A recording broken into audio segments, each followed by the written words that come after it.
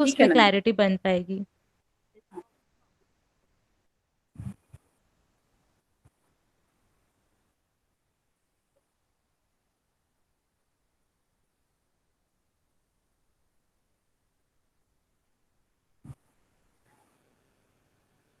ठीक बात है, इस पर हम बातचीत कर सकते हैं। हालांकि उर्मी पर एक बातचीत हुई थी, पर फिर भी जिस प्रकार के कोई भी प्रश्न बनते हैं, उसको अगर आप लोग ग्रुप में डाल देंगे पहले ही, तो उसके हम और अच्छे से उत्तर दे पाएंगे। क्योंकि एक शब्द को लेकर बाबा जी ने अनेक जगह लिखा है, अनेक रेफरेंस आए हैं, उसको हम इकट्ठा नहीं कर पाते हैं, तो उस पर थोड़ी बातचीत हो जाएगी। तो आज की हम गोष्ठी प्रारंभ करते हैं। आज एक अंतिम प्रश्न और अंतिम उत्तर के साथ में जीवन विद्या एक परिचय के। तो आज कौन पठन करेंगे? अचल बेटा।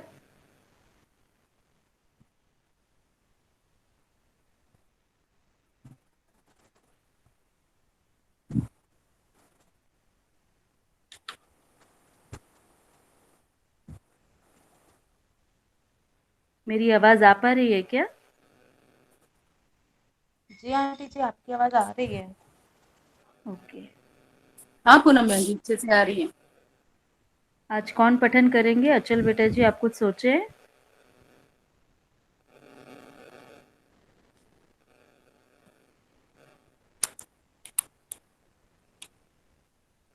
शायद उन तक बात नहीं पहुंच पा रही है। तो रचिता बेटा जी, आप ही पढ़ लेंगे?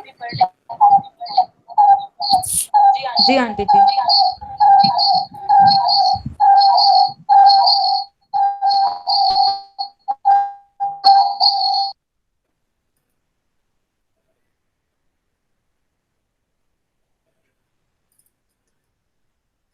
मैं तो रीडिंग बैकग्राउंड से शुरू आवाज आ करूं?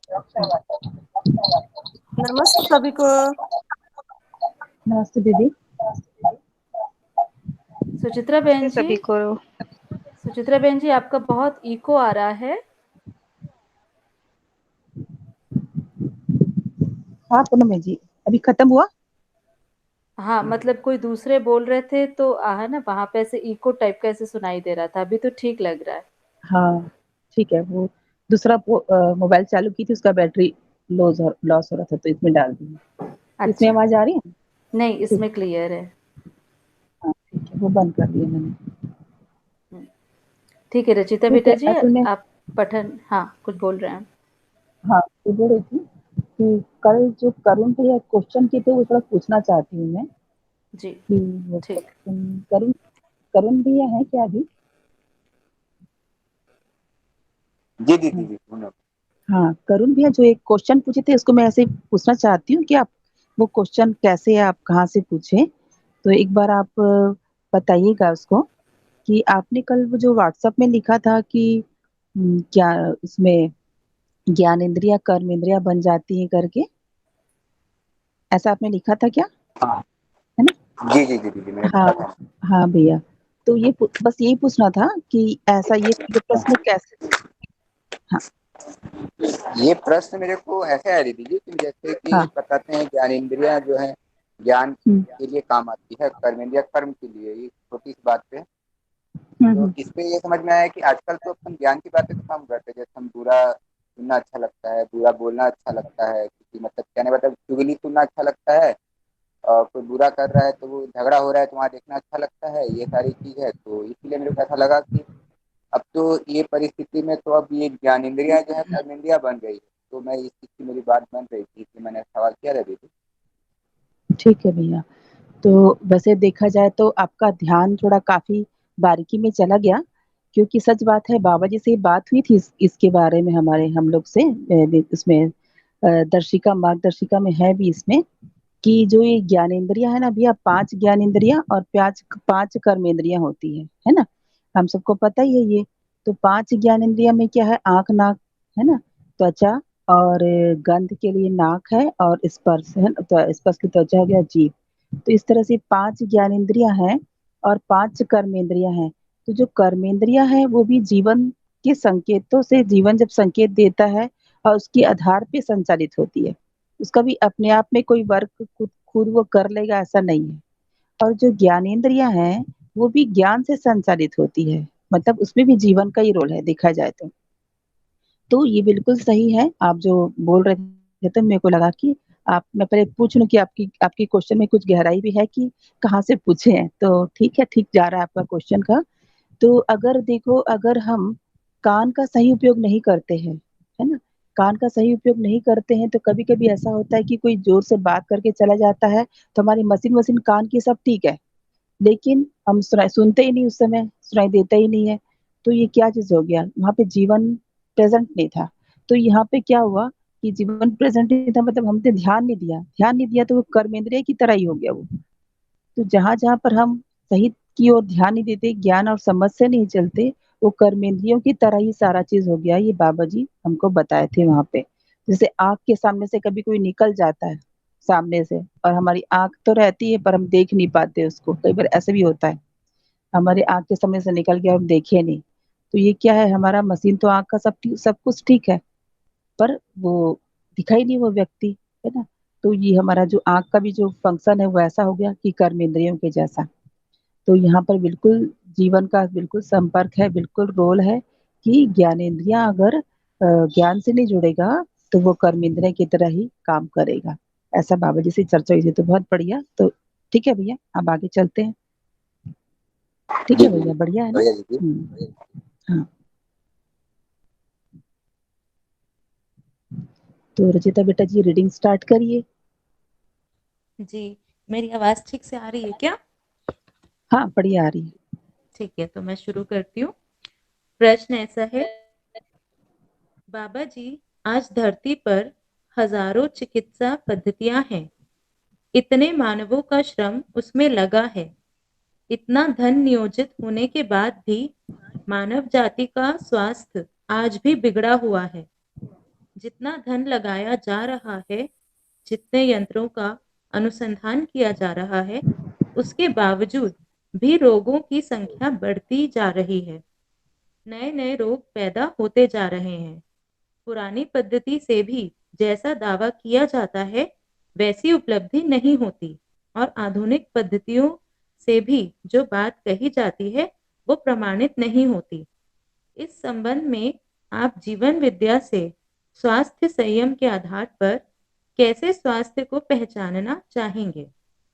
उत्तर, आपने जो बोला यह प्रश्न कम ज्यादा सभी का है। इतना सब प्रयत्न विशेषज्ञता के लिए है, जबकि विशेषज्ञता एक भूत है, पिशाच की तरह है, वो सबको मार देता है। हम विशेषज्ञ हैं, इसलिए हम जो कहते हैं वह सही है ऐसा मान लेने के आधार पर सर्वाधिक अपराध हुआ। उसमें सबसे ज्यादा अपराध उन्हीं के ऊपर हुआ जो रोगी थे। रोगी जब अपनी तकलीफों को सुनाने लगता है तो डॉक्टर सुनना नहीं चाहते, वे रोगी को मशीन से सुनना चाहते हैं। मशीन से मानव के दर्द को पहचानना होता नहीं। कुल मिलाकर मानव ही मानव के दर्द को सुन सकता है, पहचान सकता है। यह बात यंत्रों से होता नहीं, और हम रोग को पहचान नहीं पाते हैं। पहले जो कुछ लोग आयुर्वेद विधि से, यूनानी विधि से और विधियों से नाड़ी ज्ञान के आधार पर तकलीफों को पहचानने की कोशिश किए, वह सराहनीय है। वे नाड़ियों के द्वारा, नाड़ी के गति के द्वारा, दबाव के द्वारा, प्रवाह के द्वारा, खिंचाव के द्वारा, तनाव के द्वारा जो रोग को पहचानने की कोशिश की है वह सराहनीय है। शनैः शनैः कालांतर में यंत्र को देखकर उसकी नाड़ी परीक्षण की कठिनता को स्वीकार करते हुए आदमी यंत्र की ओर दौड़ लिया। अब सब लोग यंत्र से ही बीमारी और दर्द सुनना चाहते हैं। यंत्र के आधार पर हम कुछ भी निर्णय लेते हैं, रोगी तृप्त होता नहीं और रोग के मूल स्वरूप से चिकित्सक दूर ही रह जाता है। उसके लिए युक्ति, अनुसंधान, शोध करने की बात आती है। उसमें चूक हो ही जाती है क्योंकि अनुकूलता प्रतिकूलता को जो शोध करना चाहिए वह बीमार के साथ वह चीज होता नहीं है। सारी विशेषज्ञता संग्रह सुविधा में फंस गई। मरीज को देखकर दवाई लिखने का 50 रुपए से लेकर 2000 रुपए तक लेते हैं। मैंने देखा है 50 रुपए लेकर जो दवाई लिखता है वही दवाई 2000 रुपए लेकर बड़े शहर का विशेषज्ञ लिखता है।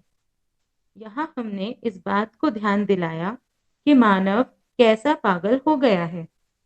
ज्यादा पैसे लेने वाला ज्यादा अच्छा चिकित्सक है ऐसा सोचता है, तो उस सीमा से अधिक उसमें अपेक्षा हो नहीं सकती।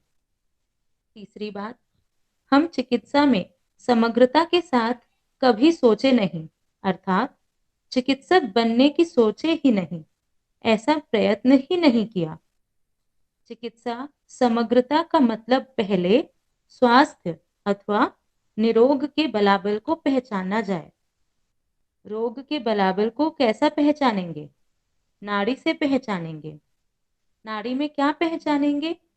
नाड़ी में ये बताएंगे, नाड़ी की गतियों की पहचान कर रोगों का साक्षात्कार करेंगे और लक्षणों से मिलाकर निश्चय करेंगे कि ये ही रोग है। उसका हम चिकित्सा करते हैं, सफल होता है तो हमारा समझना सही माना जाए, और यदि असफल होता है तो हमारा समझना गलत है। फिर यह शोध की बात बनता है। अभी की स्थिति में देखने को मिलता है, जो जैसा चिकित्सा करता है अपने को सही मानता है। सफल हो या असफल हो, हम सही चिकित्सा दिए हैं यही मानता है।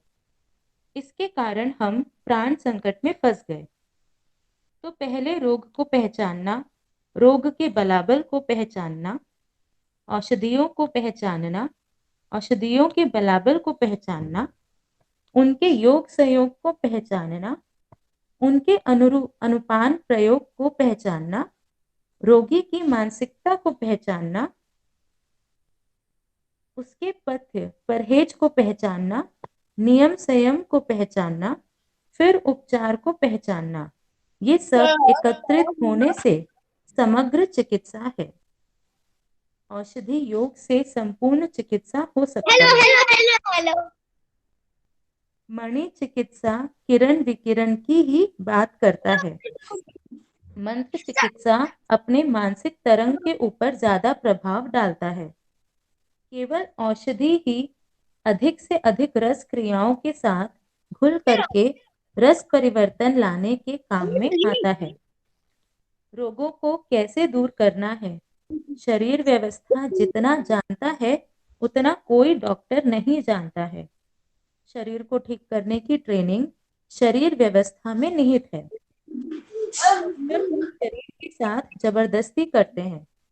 चिकित्सक को क्या करना चाहिए? शरीर व्यवस्था को बलवती बनाने के लिए शरीर अवस्था के अनुकूल रस द्रव्यों को शरीर को देना चाहिए। यही चिकित्सक की खूबी है। यही विवेक विज्ञान है। ऐसी चिकित्सा से हम पार पा सकते हैं। अतः चिकित्सा को विशेषज्ञता से निकालकर लोकव्यापी बनाना चाहिए। स्वास्थ्य का मतलब शरीर से होता है, संयम का मतलब मन से होता है। जो न्याय होता है नियमित होता है, नियम के आधार पर होता है, नियंत्रण के आधार पर होता है, संतुलन के आधार पर होता है। यही संयम है। अतः संतुलन पूर्वक न्याय पूर्वक होने वाली मानसिकता को संयम कहते हैं। उसकी क्या दवाई है? उसके लिए क्या किया जाए? उसके लिए समझदारी दवाई है। नासमझी से असंतुलन, मानसिक असंतुलन, समझदारी से संतुलन बहुत साधारण सूत्र है। समझदारी के अर्थ में संपूर्ण व्यवस्था है, संतुलन है। हरिहर। बहुत सुंदर, बहुत सुंदर। दामोदर भाई जी, दामोदर भाई जी,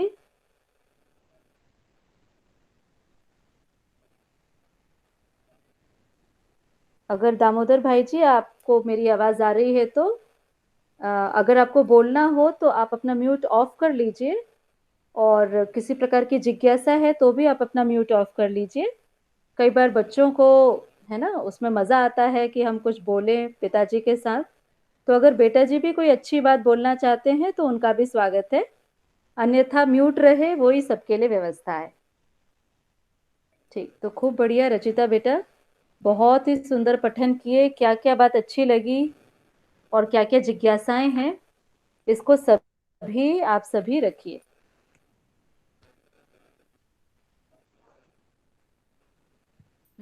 आंटी जी, इसमें अच्छी बात तो मुझे यही लगी कि शरीर जो, मतलब चिकित्सा जो होनी चाहिए वो स्वस्थता को बनाए रखने के लिए होनी चाहिए, कि शरीर की स्वस्थता कैसे बनी रहे। परंतु आज की चिकित्सा में ऐसी मानसिकता, मतलब जो बाबा जी ने कहा ना कि हम चिकित्सक बन पाए, ये तो दृष्टि रही ही नहीं है। हमने केवल इतना पहचाना कि बीमार हो गया है और मशीन से कुछ चेक करना है, जो ऊपर नीचे है उसके अकॉर्डिंग दवाई देनी है। तो जैसा कि इसमें बात आई कि व्यक्ति के मन को, मतलब उसकी तकलीफ को तो डॉक्टर सुन ही नहीं पा रहे हैं, और व्यक्ति स्वयं अपनी जो तकलीफ बताना चाह रहा है वो स्वयं जो समझ सकता है वो मशीन नहीं समझ सकती। तो यहाँ पे मानव मानव फिर से वही जो संबंध की बात है ना, वो भी छूटा हुआ है। मशीन बीच में आधार हो गया है सत्य को जानने का। जीवन कुछ पहचान सकता है कि मेरा शरीर क्यों अस्वस्थ है या क्या तकलीफ है, इस पर विश्वास नहीं है, यंत्र पर विश्वास चला गया। और साथ ही क्योंकि मतलब एलोपैथी का चलन होने से और औषधियों पर मतलब बहुत ज्यादा विश्वास होने से शरीर की स्वस्थता हम कैसे बनाए रखें इस ओर हमारी दृष्टि नहीं है। मतलब हमारा आहार कैसा होना चाहिए, हमारी दिनचर्या कैसी होनी चाहिए, किस शरीर को किस चीज की ज्यादा आवश्यकता है तो उसे वैसा आहार दिया जाए, इस ओर हमारी दृष्टि ना होकर डिपेंडेंट हम उस पे हो गए हैं मेडिसिन पर, कि मेडिसिन लेने से हम स्वस्थ होंगे, इस ओर चले गए हैं। जबकि स्वस्थता पहले है, मतलब जब शिशु का जन्म होता है तो स्वस्थ शरीर के साथ होता है, तो जो स्वस्थ शरीर है उसकी पहचान की स्वस्थता बनाए कैसे रखी जाए, ये मिसिंग है। और साथ ही मुझे ये लगता है कि हर व्यक्ति मतलब स्वस्थता को समझ सकता है और उसके लिए प्रयास कर सकता है। अभी जो मेंटालिटी है कि एक डॉक्टर से ही पूछा जाए कि हमें क्या करना चाहिए, हम इस ओर चले गए कि एक डॉक्टर ही बता सकता है कि स्वस्थ कैसे होना है, जबकि हर व्यक्ति इस बात को समझ सकता है कि उसे अपने शरीर को स्वस्थ कैसे रखना है।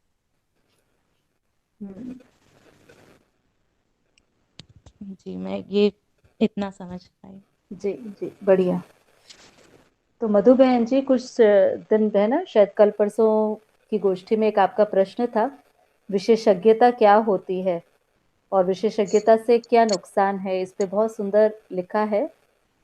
तो आप कुछ रखना चाहेंगी, आपको क्या स्पष्ट हुआ विशेषज्ञता को लेकर? हाँ जी दीदी, ये जो लाइन है ना, चिकित्सा को विशेषज्ञता से निकाल कर लोकव्यापी बनाना चाहिए, ये मुझे इसमें समझ में आया है कि विशेषज्ञ बोलकर बस एक वो मेंटालिटी हो जाती कि इस चीज का ये विशेषज्ञ है तो यही सही बताएगा, और बाकी चीज को छोड़कर फिर उसी पर विश्वास करते हैं। और चिकित्सा समग्रता, ये इम्पोर्टेंट है। शरीर को ठीक करने की ट्रेनिंग व्यवस्था शरीर व्यवस्था में निहित है ही। ये सब मुझे और भी इसमें इस आंसर में क्लियर हुआ वो वाला जो वहां अटक रहा था ना। आप शुरुआत से देखिए, शुरुआत में यहाँ जहाँ से हुआ है ना, वहां हाँ, से आप थोड़ा विशेषज्ञ सा। हैं, ये लाइन जो कि विशेषज्ञ एक भूत और पिशाच की तरह है, वो सबको मार देता है, और हम विशेषज्ञ हैं इसलिए हम जो कहते हैं वही सही है, ऐसा मान लेने के कारण सबसे ज्यादा अपराध हुआ है। जो रोगी है उन्हीं पर सबसे ज्यादा हुआ है। वो लोग सिर्फ मशीन से सुनना चाहते हैं और मशीन से मनुष्य के दर्द को पहचानना प्रॉपर होता नहीं।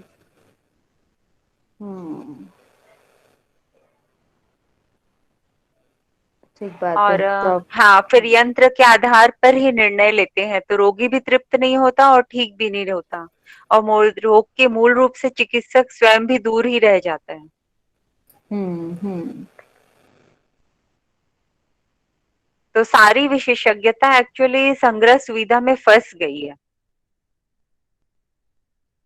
यही रीजन है कि विशेषज्ञता सही नहीं है,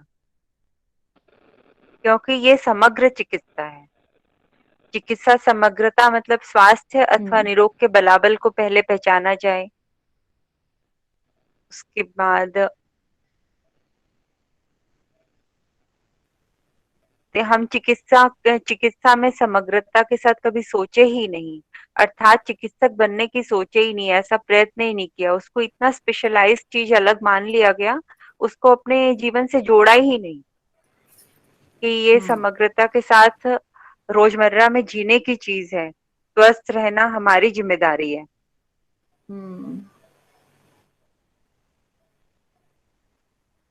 जी दीदी। बढ़िया बढ़िया। और बताइए सभी भाई बहन, कौन सी बात अपन को स्पष्ट हो गई, उसके बाद जिज्ञासाएं लेंगे। आंटी जी मैं थोड़ा ऐड करूं। इसमें ये एक चीज और मेरा ध्यान जाता है, जैसे जो विशेषज्ञता वाली बात है कि शरीर जो है वो पूरी मिलके एक इकाई है, मतलब कई सिस्टम्स कई ऑर्गन्स मिलके शरीर एक व्यवस्था है। तो जब विशेषज्ञता करते हैं तो वो किसी एक ऑर्गन को लेके या किसी एक पार्ट को, जैसे कोई आई स्पेशलिस्ट है, कोई कुछ है, कोई हार्ट स्पेशलिस्ट है, तो वो पूरे शरीर को एक इकाई मानकर इलाज कर पाते हैं, ऐसा नहीं होता है, ये मिसिंग लगता है। साथ ही ठीक जैसे कि यहाँ बात पे है। बात हुई कि रोग को पहचानना, फिर उसके साथ औषधि को पहचानना, फिर योग संयोग को पहचानना, फिर उनके अनुपान प्रयोग को पहचानना, फिर रोगी की मानसिकता को पहचानना, फिर वो कैसा परहेज करे वो पहचानना। तो इस तरह से मतलब सारी चीजों को मिला करके चिकित्सा होगी। तो इन सब के बिना टुकड़े टुकड़े खंड खंड में बटा हुआ है। जैसे कोई योग करा रहा है तो योग ही करा रहा है, कोई आहार से बस परहेज बताएगा तो कोई परहेज बता रहा है। सारी चीजों को कंबाइन करके और फिर मतलब अगर औषधि ना देनी पड़े और योग से और परहेज से आप ठीक हो सकते हैं तो वो भी रहे। कहीं ऐसा होता है कि आप कुछ भी मेडिसिन चालू रखो और साथ में खाना पीना भी चालू रखो, इस तरह से आज ट्रेंड हो चुका है। मतलब आप एक तरफ मेडिसिन भी खाते रहो और एक तरफ आपकी लाइफस्टाइल गलत है तो उसको भी कंटिन्यू रखे रहो। इस तरह से चिकित्सा को आज हम लेके चले गए हैं, तो स्वस्थता तो पूरी तरह से मिसिंग ही है।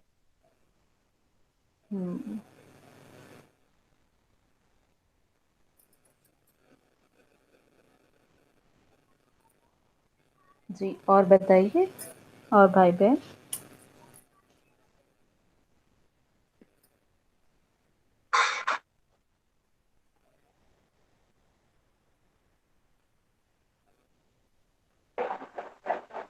हेलो। जी हाँ जी दीदी, इससे वो जो एक लाइन है ना ऊपर में, जो कि हम रोगी की बात नहीं सुनना चाहते हैं, जो भी है मशीन से ही चलाना है। मशीन बोल दिया तो ठीक है, बाकी अब हम बोल रहे हैं मरीज होते कि हमको ये प्रॉब्लम है, तो डॉक्टर मानते नहीं है इस चीज को, और मशीन बोल देता है कि नहीं इनको ये प्रॉब्लम है, तो उसको मानना ही पड़ता है, हमको भी मानना पड़ता है, और वो मनाने की कोशिश करते हैं। तो ये जो है मतलब मरीज की तकलीफ को नहीं समझ के डॉक्टर अपनी कमाने की जरिया बोले या फिर अपनी मशीन की बातों को समझते हैं, वो चीज़ थोड़ा सा ये भी बहुत ज़्यादा लिंक थी मेरे को सच की, कि अभी ऐसा ही देखा ही जाता है कि हम बोलने जाते हैं कि मेरे को बुखार है, तो नहीं आपको कोरोना है, ऐसा बोला जाता है। तो ये अभी लिंक थी यहाँ पे। जी, आवाज आ रही बराबर दीदी? जी जी। जी, धन्यवाद दीदी।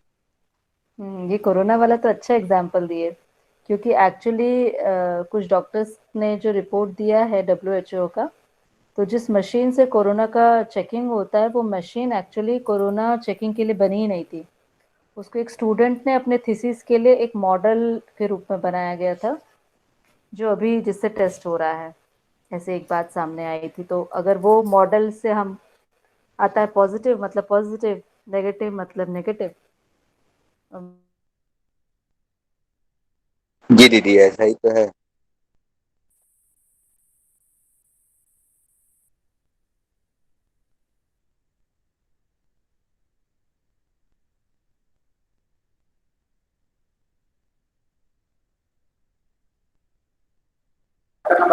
हेलो। जी हेलो। दीदी, मेरे से पूनम दीदी हाँ एग्जिट हो गई है ग्रुप से। हाँ दीदी। हाँ हाँ दीदी बोलिए। रेखा दीदी। हाँ, लगभग तो सब हो गया, एक आध लाइन बच गया है। जैसे दिया है इसमें कि हाँ शरीर को ठीक करने की ट्रेनिंग शरीर व्यवस्था में ही निहित है, वो वाली बात ठीक लगी, क्योंकि शरीर को कैसे ठीक करना है वो अपने शरीर व्यवस्था में ही हाँ निहित है। डॉक्टर को नहीं पता, मतलब कैसे खाएंगे, कैसे सोएंगे, क्या एक्सरसाइज करेंगे, क्या करेंगे, वो अपने शरीर का अपने को ही पता रहता है। क्या चीज ठीक खाने में बात है। परहेज करेंगे, सोना उठना, क्या खाएंगे हम्म, तो शरीर ठीक रहेगा, ठीक। एक्सरसाइज करेंगे, ये सब शरीर को खुद को ही व्यवस्था खुद को ही पता रहता है। और जैसे हम्म, डॉक्टर तो शरीर के साथ ठीक जबरदस्ती बात है करते दीदी, हैं, बहुत वो बढ़िया। वाली अच्छा लगा। हम्म, ठीक है दीदी, और बहुत बढ़िया। इसमें मेरे को ये बलाबल जो वार्ड है ना, वो थोड़ा समझना था दीदी। कई जगह में बलाबल दिया है ना, हम्म, वो क्या चीज को बोल लक्षण रहे हैं, रोग लक्षण के बोलते हैं इसको। बलाबल जो दिया है। अच्छा, लक्षण को। लक्षण, लक्षण, हाँ लक्षण को। अच्छा, तो ठीक है दीदी। मुझे आ गई और समझ आप लोग वापस। थोड़ा बता, जो खास कुछ होगा आप बता देंगे इसमें से। ठीक है मैं थोड़ा दीदी। कुछ बताती हूँ, फिर पूनम हाँ दीदी हाँ, बता देंगी। ठीक है, जो मैं ये खा, बता हाँ रही थी ठीक है। कि कुछ, हाँ मैं ये बता रही हूँ कुछ अपना जो है उसको मुझे बहुत दीदी जी मैं बताऊं। अच्छा लगा। एक तो इसलिए अच्छा लगा था। हाँ बताइए बताइए, आप बताइए फिर। आ, दीदी कोरोना को लेकर ही बता रही थी। आज बाजू में हमारे रेंट में एक दो भाई जी लोग रहते हैं, अच्छा तो बताइए। वो फार्मेसी में ही है, मतलब मेडिकल अच्छा। फील्ड में है। तो उनको उन लोग का भी कोरोना हम्म, केस में ड्यूटी लगा हुआ है। हम्म, तो वो लोग बता रहे थे कि पेशेंट्स अच्छे खासे भी रहते हैं तो हम्म, उन्हें हाई डोज देकर बीमार कर दिया जाता है। मतलब आज की लाइफ में ऐसा भी हो रहा है कि स्वस्थ इंसान को हम्म, भी हाई डोज देके अपने पैसे कमाने के लिए जरिया बना लिया है उन्होंने। सही बात। बस दीदी यही बताना था। लबन मत। बढ़िया। ठीक है दीदी, ऐसे देखो कितना अच्छा ध्यान तो जा ही रहा है आप सब लोग का, बहुत बढ़िया। और किसी का? हेलो। हाँ दीदी। हाँ ये हाँ भैया। इसमें मुझे एक चीज बहुत अच्छा लगा कि मतलब किसी भी बीमार व्यक्ति को अगर उसको जांचना है तो उसके आहार विहार, उसके आचरण व्यवहार और दूसरा उसकी दिनचर्या के आधार पे उसको देखा जाए, और उसकी मन स्थिति और हम्म, उसकी पुरानी सारी स्थितियों को जोड़कर उसके बाद, जैसे कि हम्म, हमारे यहाँ हमारे पापा थे तो उन्होंने इस चीज के पीछे बहुत ज्यादा, क्योंकि होम्योपैथी दवा देते थे ना, तो ये सारी चीजें मैं देखता हूँ हम्म, कि वो पुरानी सारी चीजों को जोड़कर और उनके आचार व्यवहार को देखकर ही वो दवा दे पाते थे उनको, और उससे वो जो भी आते थे हम्म, वो बहुत संतुष्ट होते हैं। और उनका भाव हमेशा हम्म, यही हम्म, रहता था कि सेवा भाव, पैसा उसमें हम्म, लेना ही नहीं होता था उनको। तो वो उस हिसाब से हम्म, देखता था कि जो भी आ रहे हैं ना, तो वो उसका लाभ अच्छे से हम्म, ले पाते थे। बिल्कुल तो ये, बिल्कुल है, अभी भी ऐसे ये बहुत डॉक्टर हैं। हाँ हाँ। बहुत बढ़िया भैया।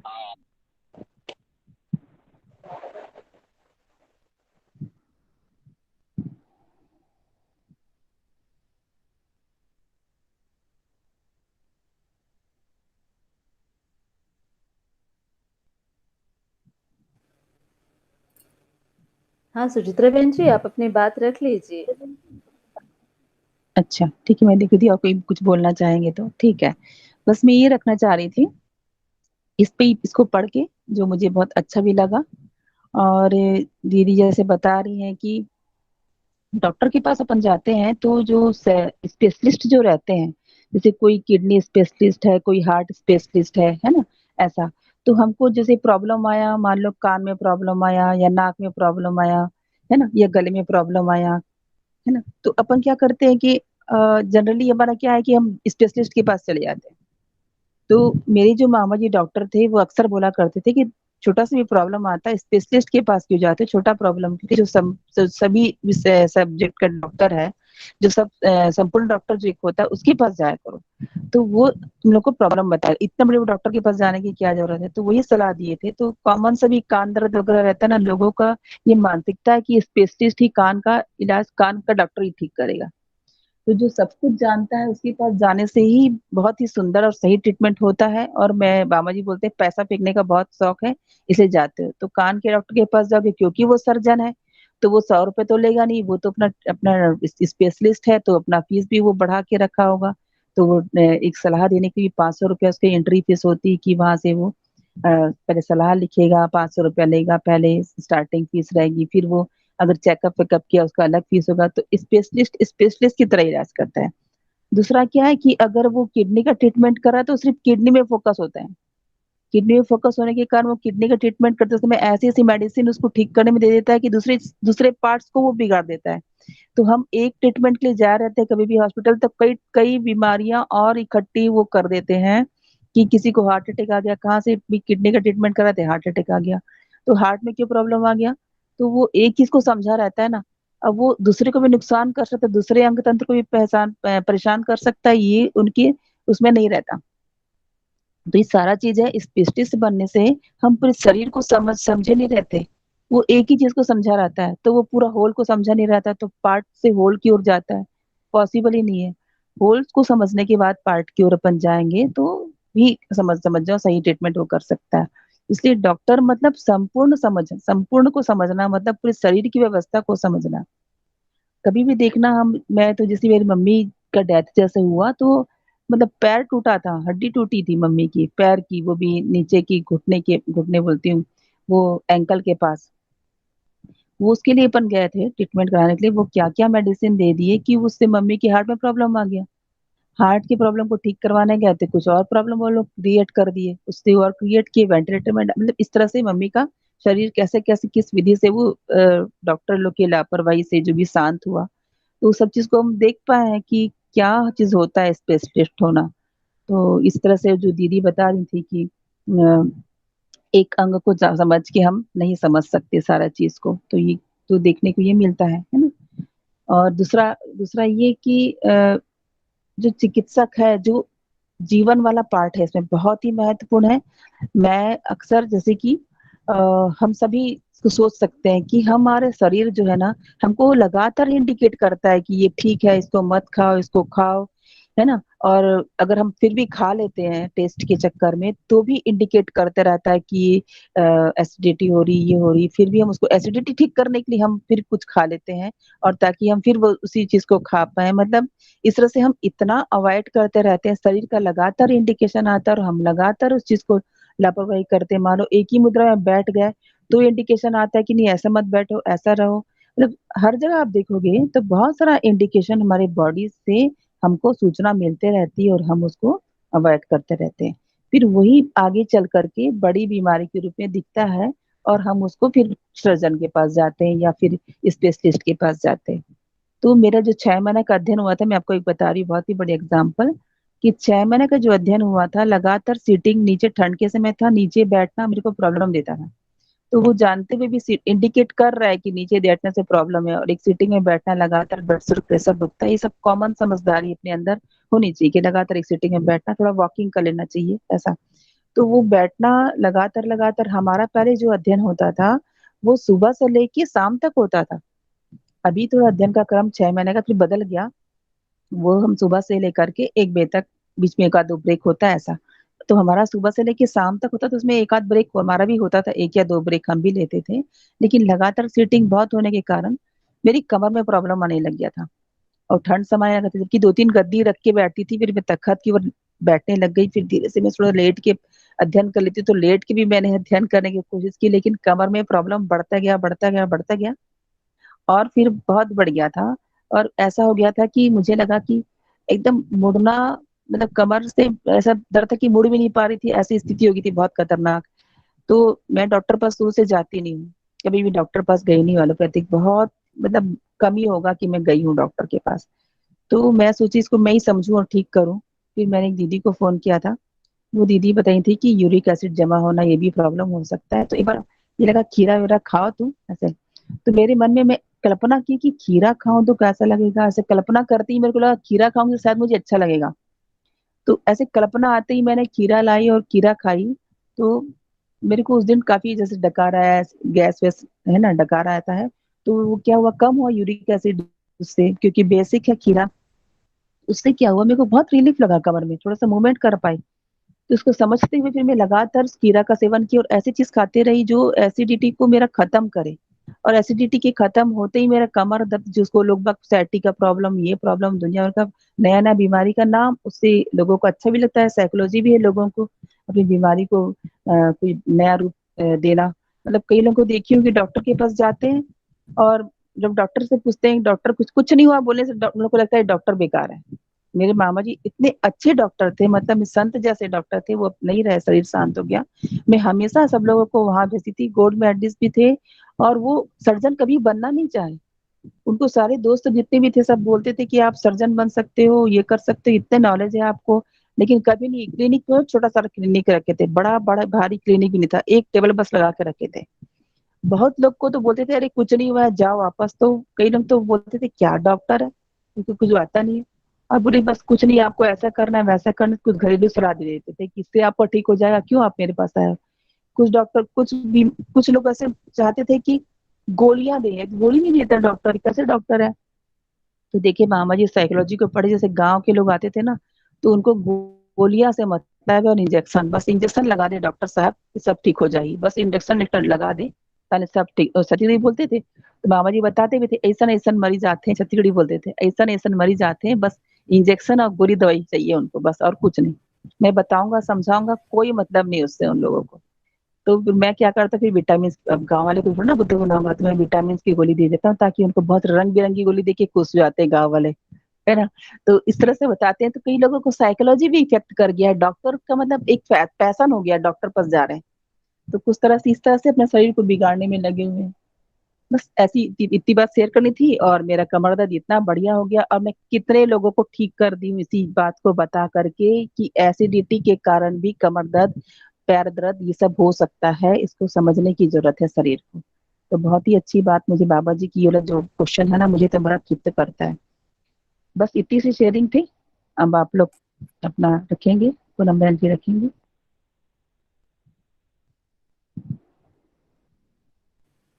ठीक है पूनम बहन जी। हाँ, बहुत ठीक है। सुंदर सुचित्रा बहन जी, हाँ। मतलब आप जो बता रहे थे ना कि वाकई अनन्या बेटा जी जब छोटी थी, तो जैसे मम्मी लोगों का आदत हो ना, बच्चे दूध पी लो, दूध तो पीना ही है, तो हम भी उनको दूध पिलाते थे। अब पहले उसमें हल्दी डालना है, ये सब हमें ज्ञान नहीं था, और वो दूध से बचती थी। तो मतलब माँ हमेशा ये सोचती है कि वो नहीं पीना चाहती है ना। अच्छा, और वो दूध पीने से छोटे बच्चों को बहुत कफ की शिकायत होती है। तो दूध में या तो हम थोड़ी हल्दी डालें या हल्की सी काली मिर्च डालें, है ना, या च्यवनप्राश के साथ दे, ये माँ लोग को इतना ज्ञान होता नहीं। तो मुझे ये भी बाद में समझ में आया, एक छोटा बच्चा भी पहचानता है एक उम्र के बाद, क्योंकि माँ का दूध जब वो पीते हैं वो गर्म रहता है, तो मतलब औषधीय गुण के साथ है, क्योंकि माँ जो खा रही है वो पूरा रस रूप में दूध के साथ बच्चे को मिलता है। पर वो दूध जो हम दिल्ली में थे तो मदर डेयरी का दूध देते थे, अब उसमें तो औषधीय गुण है नहीं ना, और हम बोल रहे हैं बच्चे दूध पियो दूध पियो, मार्केट का वो भी है ना, वो वाला दूध, तो बच्चे तक पहचानते हैं कि मुझे ये नहीं पैकेट पीना वाला। है। होता है, तो बिल्कुल सही। है ना, हम स्वास्थ्य को बच्चे भी पहचानते हैं। जैसे कई बार हमारी जो दादी जी थी, है ना, तो मेरी जो दादी थी वो बहुत ही स्वीट थी, और ना वो जहाँ सोते थे उसके नीचे नींबू का अचार रखते थे। तो उनकी इच्छा थी कि मेरे पलंग के ही नीचे नींबू का अचार रखना है, ठीक है। तो हम लोग थे छोटे, हमें लगता था दादी जी ऐसे क्यों बोलती है नींबू का अचार रखने, है ना। और कई बार हमने देखा वो छुप छुप के खाते थे, तो हमें ऐसा लगता अरे दादी जी ऐसे क्यों करते हैं, हम आपस में हंसते थे। अभी समझ में आया अगर आपका बीपी लो है ना, तो आपको अधिक नमक वाली चीजें खानी है।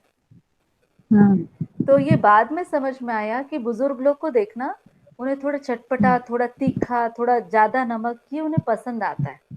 कई लोगों को बहुत मीठा पसंद आता है। तो जो हमारा उम्र होता है उस हिसाब से नमक अधिक, ये स्वास्थ्य को एक्चुअली वो पहचानते हैं। पर अगर हम ये नहीं पहचाने तो हम उनको बहुत चीजों से दूर कर देते हैं। हम ये हमारी ही बुद्धिहीनता होती है, क्योंकि जो स्वास्थ्य है, अब मैं मेन टॉपिक पर आती हूँ जो इस प्रश्न पर बात रखी गई है। बाबा जी जिस बात को कह रहे हैं, शरीर को मुख्य रूप से 3 प्रधान होता है जो शरीर को हम स्वास्थ्य के हिसाब से पहचानते हैं, वो है वात, पित्त और कफ। बाबा जी इसी को संतुलित करते थे। तो वैसे तो सभी में वात पित्त कफ होता है, किसी का प्रधान रूप में वात होता है। वात मतलब वायु, पित्त मतलब जो गर्माहट है ना। पित्ताशय में जो पित्त का जो जल है वो एक पित्त भाग है जो एक गर्म भाग है। और वात, पित्त और कफ, कफ मतलब जो जोड़ों के बीच में और पूरे मेधस तंत्र में, या फिर सर्दी में हम जिसको कफ कहते हैं ना, एक ल्यूब्रिकेंट, उसको कहते हैं कफ। तो वात, पित्त और कफ, इसके संतुलन से स्वस्थ शरीर को पहचाना जाता है। तो यहाँ पर जब हम बाबा जी को देखें तो बाबा जी कोई एक अंग के स्पेशलिस्ट नहीं थे। बाबा जी ने जो नाड़ी के अनुसार, नाड़ी को देखकर जो रोग को पहचानते थे, तो वो कोई भी आपको परेशानी हो, कोई भी परेशानी हो, मतलब हम लोग तो ऐसे ऐसे लोगों को देखे हैं जो ठीक होते गए, पर मानसिक परेशानी के कारण, मतलब परिवार ने उनको जो मानसिक एक जो बल देना है वो नहीं दिए, उसकी वजह से लोग बैक हो गए। तो इसमें एक तो पहली बात जो मैंने बताई कि स्वस्थ शरीर को बच्चे, बूढ़े सभी पहचानते ही हैं, थोड़ा हमको भी उसका ज्ञान होने की आवश्यकता है। दूसरी बात मैं ये बता रही हूँ, इसमें एक लाइन है 121 में, है ना, 121 में ये जो लाइन आ रही है उसके साथ ही चलते हैं। एक शब्द जो रेखा दीदी पूछ रहे थे, बलाबल, तो बलाबल है बल और अबल। बलाबल मतलब बल और अबल, ये दोनों को नाड़ी से पहचानते हैं। तो बल और अबल मतलब क्या हुआ, जब हम नाड़ी से पहचानते हैं तो हमारी नसों से पता चलता है कि कौन से जो हैं वो बलशाली हैं और कौन सी अबल मतलब दुर्बल है, निर्बल है। तो मूलतः शरीर स्वस्थ है। तो अब अगर कोई रोग का हमें पहचान हो गया तो हम क्या करें, तो उसमें ये बात है, शरीर व्यवस्था को बलवती बनाने के लिए शरीर अवस्था के अनुकूल रस द्रव्यों को शरीर को देना चाहिए। तो बाबा जी क्या कह रहे हैं, शरीर व्यवस्था को हमको बलवती बनाना है, तो वो रोग को ठीक करना वो एक अलग काम है। इंटरनल पूरे शरीर को बाबा जी स्ट्रांग बनाते थे, मतलब रीजनरेशन जिसको बोलते हैं ना, जो नसों को रीजनरेट करते थे। तो अगर मतलब ये आयुर्वेद में बाबा जी ने इसको पहचाना, जैसे इनका ही मैंने पहले भी बताया था कि किडनियां दोनों ही सूख गई हैं, और ये जो सेल्स से सूख गए मतलब अब वहां से जो आना जाना है रसों का वो समाप्त हो चुका है या रुक गया है, अब वो नहीं हो सकता।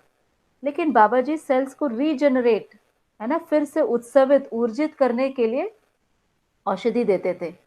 तो यही यहाँ पे बहुत ही महत्वपूर्ण ये जो लाइन है, शरीर व्यवस्था को बलवती बनाने के लिए हमको काम करना है। शरीर अपने आप में व्यवस्थित है और उसके सेल्स जो है वो एनर्जेटिक बने रहे, इसीलिए आयुर्वेदिक औषधियों का उपयोग बाबा जी करते थे। तो ये जो औषधियां थी ये पूरे शरीर की व्यवस्था को ठीक करती थी, ना कि केवल एक अंग को।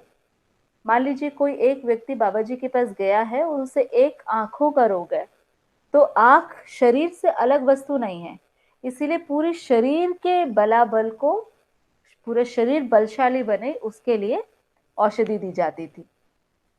तो एक तो ये बात हो गई। दूसरा, संयम को लेकर बहुत सुंदर बात की गई है। संयम का मतलब मन से होता है।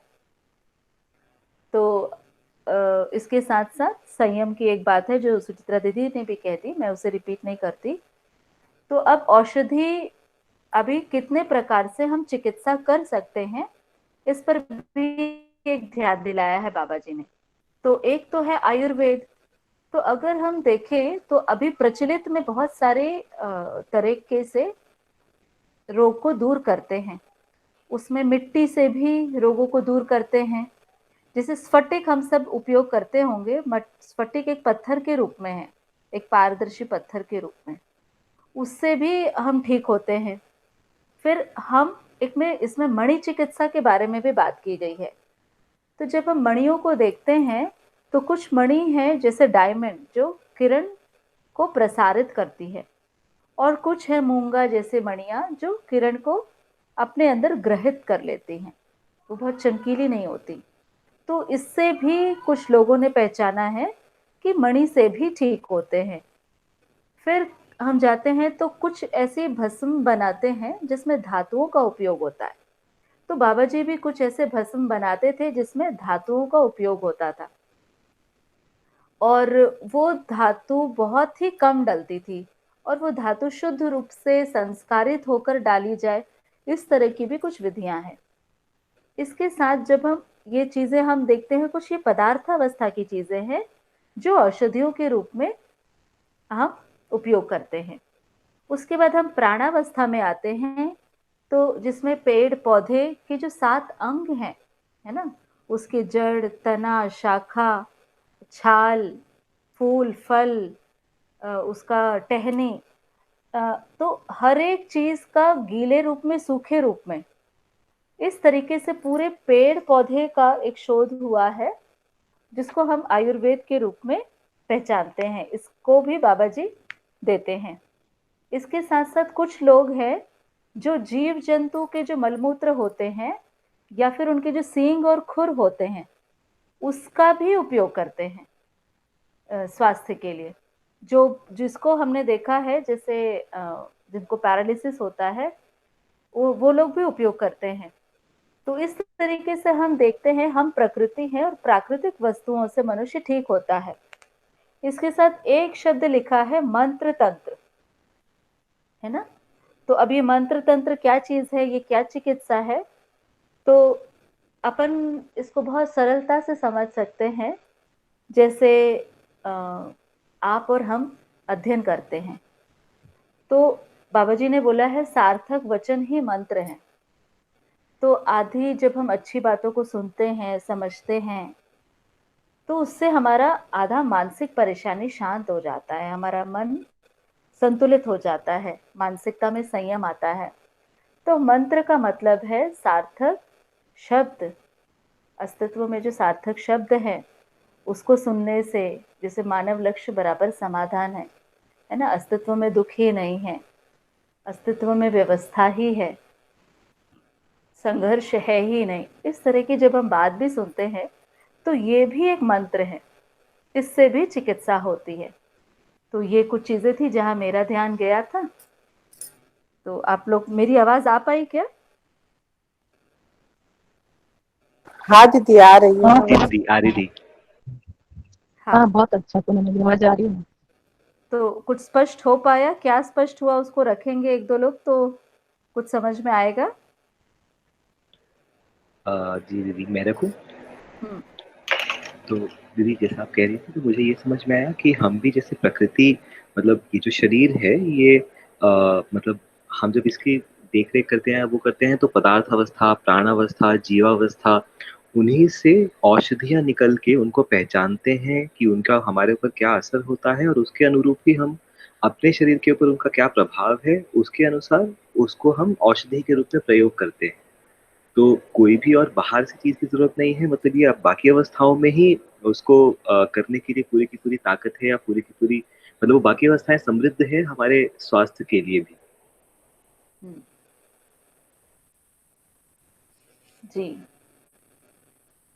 ठीक बात है। और मूलतः एक और बात कही थी जो शुरू में, कि मूलतः हमको किसी रोग का निवारण नहीं करना है, शरीर को बलवती बनाना है ना? तो बाबा जी की जो मुख्य औषधि थी वो सेल्स को रीजनरेट का काम करती थी।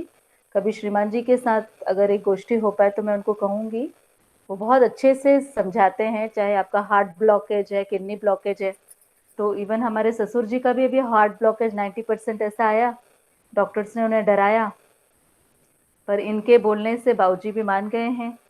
तो ये एक बहुत सुंदर बात है, जिससे हम लोग शरीर के भय से, प्राण भय से और रोग भय से मुक्त हो सकते हैं। जी दीदी।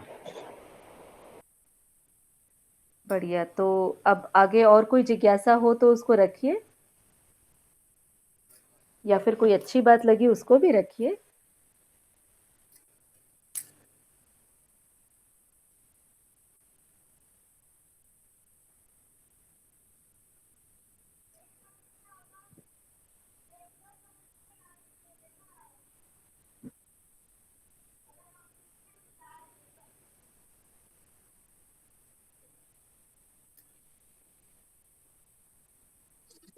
नमस्ते दीदी। नमस्ते, नमस्ते। ये आपने जो लास्ट, मैंने काफी लेट ज्वाइन किया, लेकिन लास्ट में जो आपने चिकित्साओं के बारे में बोला, तो ये बहुत सुंदर बात, मतलब है, लेकिन इसके अभी भी पहचानने वाले जो प्योर लोग हैं वो कम है। आज इसका कमर्शियल यूज बहुत ज्यादा है। ये इसलिए इन चिकित्साओं के ऊपर लोग विश्वास नहीं करते, क्योंकि जो बताने वाले हैं वो आचरण में कम है, या दाम लेते हैं इन सब चीजों का काफी ज्यादा। तो वो क्या होता है कि कमर्शलाइजेशन होने से थोड़ा सा फर्क आता है।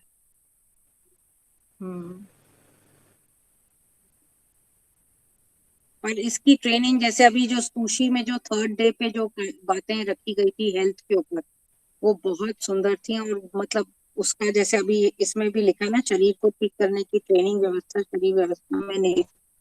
तो ये सारी चीजें मतलब उधर से भी सुनने के बाद लगता है कि वाकई इसी के ऊपर काम करना चाहिए हमें। स्वास्थ्य संयम बहुत महत्वपूर्ण है। जी। ऐसा मेरे को लगता है कि वो तो मेरे को बहुत पसंद आया था, उसका भी कविता। और इसके साथ मैंने उसको जोड़ दिया कि ये जो चीजें हैं, अगर हम इनको वाकई अच्छे से इसका अध्ययन करें तो ये सही चीज है। और जैसे आपने बताया अभी कि नाड़ी प्रशिक्षण भी, ये भी, और ये तो समझ में आता है कि ये जो चीजें हैं ये क्योंकि फिजिकल चीजें हैं, तो हम अपने आप को जैसे ट्रेन करके इस चीज के लिए कर सकते हैं, है ना?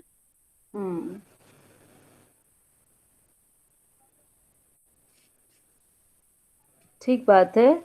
असल में लोग तो बहुत हैं, कम नहीं हैं, जो लोग प्राकृतिक रूप से किन्हीं-किन्हीं चीज़ों को पहचानते हैं और ठीक करते हैं, पर हाँ, वो खुद भी बहुत आगे नहीं आते और लोग उन्हें आने भी नहीं देते।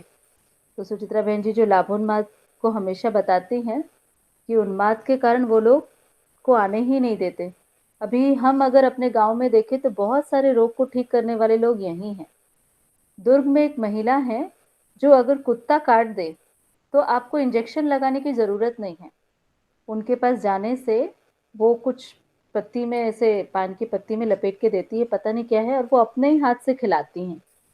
तो उसके बाद इंजेक्शन की ज़रूरत नहीं है, कोई भी आपको कुत्ता काटा है, उनके पास जाने से वो दे देती हैं। तो इस तरह से लोग हैं तो बहुत, और हमारा यही काम है, अगर आज हमने इसको समझा है, तो हमारा यही काम है कि ऐसे लोगों को पहचानें, ऐसे लोगों से बच्चों को सिखाएं, ताकि आगे की जनरेशन को पता चले, और बहुत लोगों के बारे में इनको बताएं, क्योंकि ये चीज़ें धीरे-धीरे लुप्त होती जा रही है। अभी मॉडर्न साइंस में डिग्री के चक्कर में, पहचान के चक्कर में इन चीज़ों को सीखा ही नहीं जा रहा है। तो इस तरह के लोगों को हम पहचानें, सामने लाएं, उनसे बच्चों को सिखाएं। ये एक महत्वपूर्ण काम हम सब कर सकते हैं। ये इम्पोर्टेंट है कि नेक्स्ट जनरेशन ने सीखना चाहिए, ये लुप्त नहीं होनी चाहिए ये चीजें, सही बात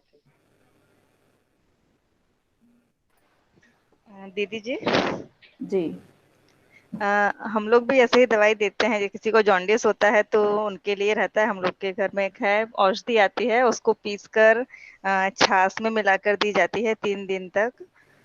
वो हम लोग देते हैं। फिर किसी को मिर्गी आती है, फीट बोलते हैं उसको, उसको भी हम लोग देते हैं। उसके लिए भी पान हमारे आसपास ही रहती है सब औषधियाँ, उसी में से, और वो एक है पान पत्ते में मिला मिक्स करके दी जाती है, वो देते हैं हम लोग। और जॉन्डिस के लिए बनाना में एक दवाई डालकर देते हैं, वो भी हम लोग घर में ही कर सकते हैं, वो हम देते हैं, वो सब घर में होता है। बहुत बढ़िया। अरे वाह, तो रितिका जी आपने अपना नंबर शेयर करना चाहिए सबके साथ, बहुत सुंदर। ठीक बात है रितिका ठीक बहन है जी। दीदी। तो इसको ना हाँ दीदी। या तो आप अभी भी बता सकते हैं, और इसको जैसे कुछ मात्राओं का एक होगा मिश्रण, है ना, समय का होगा, हाँ कुछ पथ्य परहेज होंगे। इसको अगर आप व्हाट्सएप में डालेंगे तो भी बहुत लोग तक ये बात पहुंच पाएगी।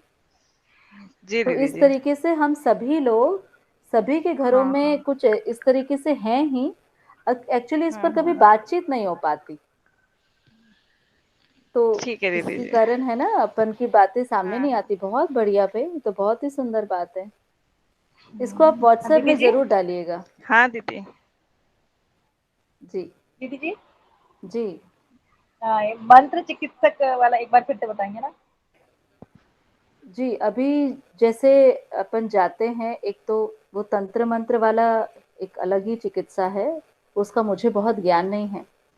कई होते हैं जो, जैसे सांप का जहर है, बिच्छू का जहर है, इसको भी ऐसा बोलते हैं कि मंत्र से उतरता है ना। मुझे उसका ज्ञान बहुत नहीं है, लेकिन बाबा जी ने ये सभी चीजों से ऊपर जो बताया कि सार्थक वचन ही मंत्र है। मंत्र मतलब जिससे मन शांत होता है ना। मन को अपने वश में करने वाली चीज को बोलते हैं मंत्र। तो सार्थक वचन ही मंत्र है। इसीलिए अगर अस्तित्व और जितने भी सच्चाइयों की हम बात करते हैं, वो ही मंत्र हैं, और उसी से ही मानसिक रोग पूरे शांत हो जाते हैं। जी दीदी जी, ठीक है। एक एक एग्जांपल मैं देती हूँ। जी मंत्र वाला जो मैं बात की थी आप सब भाई बहनों से, कि मेरे एक फूफा जी थे जो तंत्र मंत्र का जो करते थे, जैसे भूत वाला भी जो काम है वो करते थे, फ्री में ही करते थे गांव में। बहुत ही उनको बहुत ही नॉलेज था इस चीज का। तो वो ना मंत्र से भी ना बीमारियों को बहुत ठीक करते थे। बहुत उनके यहाँ मतलब कि सेवा भावी से ही करते थे, कभी उससे पैसे 1 रुपया भी कभी नहीं लिए। उनके बेटे भी करते हैं आज तक, वो भी पैसे वैसे नहीं लेते, लेकिन फूफा जी काफी एक्सपर्ट थे इसमें। तो हम जब जाया करते थे तो मैंने बताया था, बहुत सारा मैंने देखा है। और कई लोगों को मैंने देखा है कि कई मेरे सामने में एक लड़की आई थी, उसका हाथ बिल्कुल उठता ही नहीं था।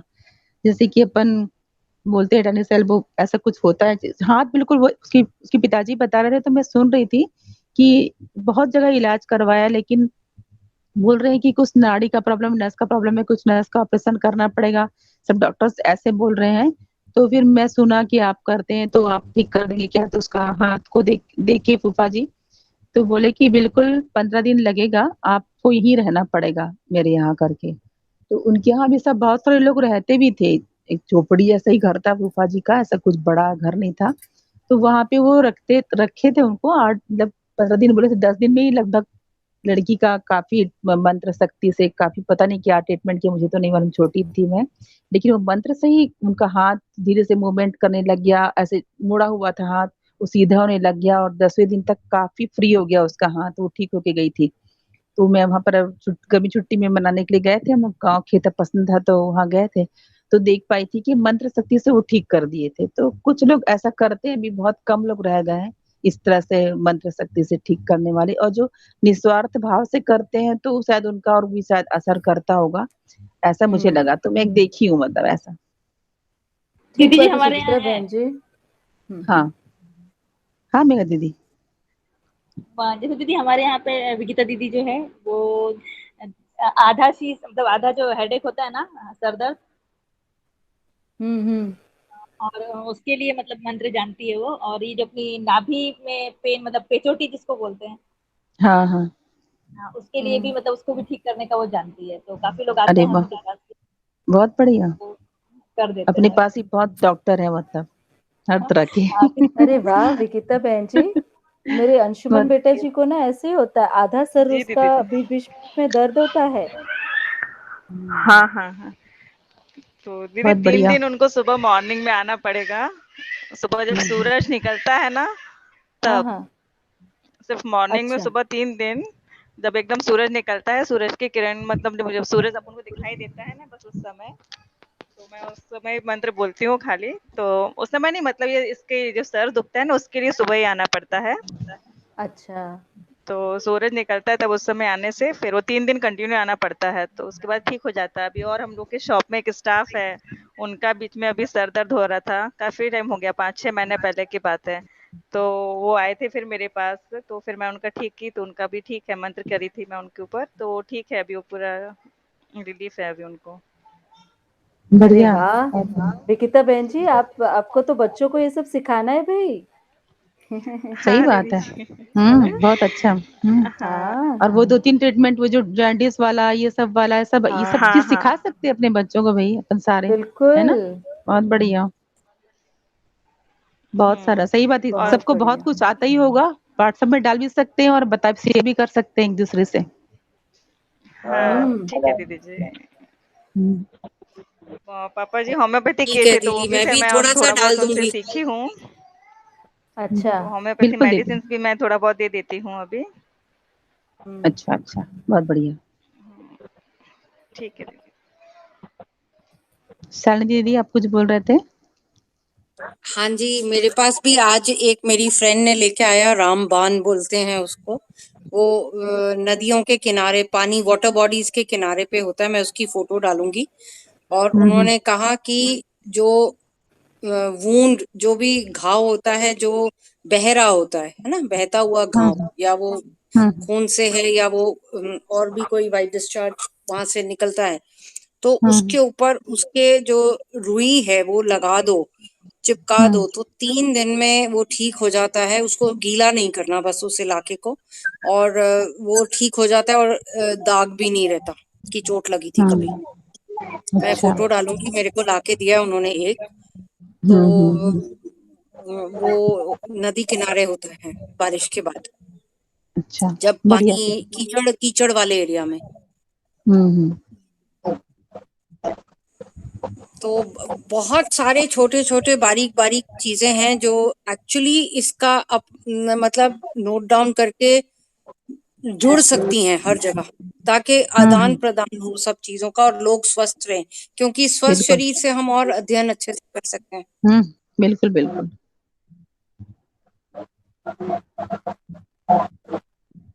बढ़िया दीदी। कमलेश भैया कुछ बोल रहे थे। हाँ, मेरी वो पिछले क्वेश्चन की कुछ दो दो तीन शब्द थे, वो क्लियर थोड़ा सा हो रहा था, थोड़ा सा क्लियर होना बाकी था। अच्छा। जैसे ये सामयिक शब्द था, जिसमें परिभाषा संहिता में दिया हुआ है निश्चित क्रिया का वर्तमान। अच्छा, कौन सा शब्द भैया, सामयिक। हाँ। अच्छा, ठीक है। तो इसमें जो अपन उसमें लिखा है सामयिक, मतलब ये होता है भैया कि जैसे कि हमको एक भूख लगती है, तो हम रोटी खाते हैं। तो रोटी खाते हैं तो एक समय देखते हैं कि कितना, ऐसे नहीं कि रोटी दिन भर खा रहे हैं। तो कुछ तय है कि किस समय खाना है, तो वो भी तय है, और कितना खाना वो भी तय है। तो समय समय पर हम भोजन करते हैं, ऐसे नहीं कि हम दिन भर भोजन करते हैं। तो सामयिक मतलब समय समय पर, निरंतरता नहीं है उसकी। उस क्षण मतलब उसी समय पे। अच्छा। और ना, तो और मेरे पास जो बहुत कॉमन वो वाला बात है, संज्ञानशीलता और संवेदनशीलता। संज्ञानशीलता समझदारी, ईमानदारी, ज्ञान, विवेक, विज्ञान, संपन्नता का प्रमाण, जानना मानना। और संवेदनशीलता तथा ज्ञानेंद्रियों का कार्य व्यवहार में प्रयोग, पहचानना, निर्वाह करना। इसको थोड़ा सा और अच्छे से समझने का था इसका। हम्म। तो इसलिए हाँ मैंने डाला था कि आप लोग कुछ क्वेश्चन हो तो डाल दीजिए करके, तो भैया डाला कर कीजिए ना क्वेश्चन आप लोग, और बिल्कुल अंडरलाइन करके बिल्कुल क्वेश्चन डाला कीजिए। तो ये शायद पहले वाले कुछ प्रश्न का ही है क्या, ये उत्तर यही शायद। हाँ ये प्रश्न हाँ पहले वाले प्रश्न का है भैया। हाँ 116 पेज नंबर पे जो दिया है वो बोल रहे हैं क्या?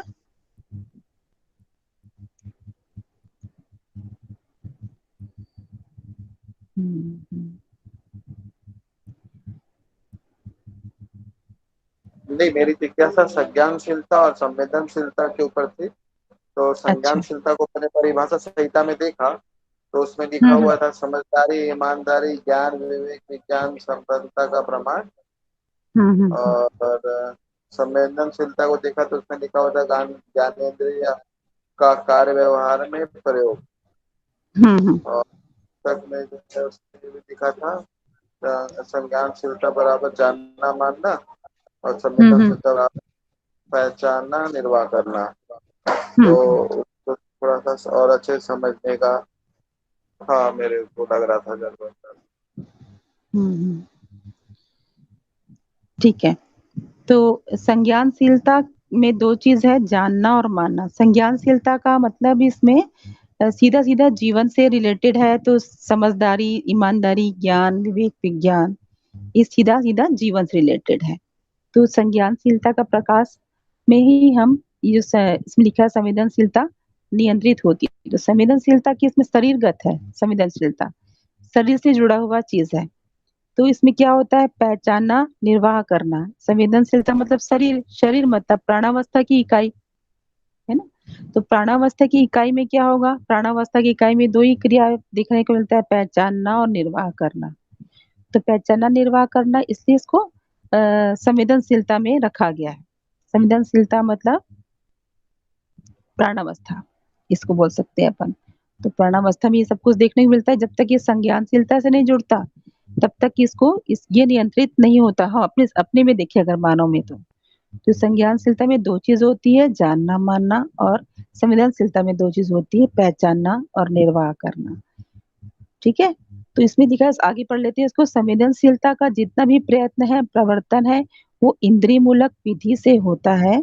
तो इंद्रिय संवेदना के आधार पर हम जितना भी निर्णय लेते हैं वो सामयिक होगा।